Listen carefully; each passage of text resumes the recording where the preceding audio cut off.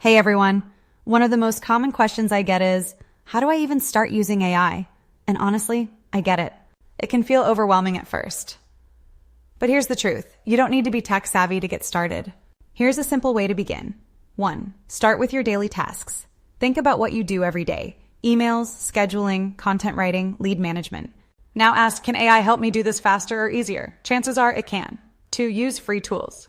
You don't have to spend anything to try it out. Tools like ChatGPT, Canva's AI features, or voice-to-text apps are great starting points. Play around with them and see how they can help you. 3. Pick one task to automate. Don't try to change everything at once. Choose just one thing, maybe generating email responses or writing a social media caption, and let AI assist you. Once you're comfortable, you can build from there. Remember, AI is here to help you, not replace you. It's like having a digital assistant that works 24/7.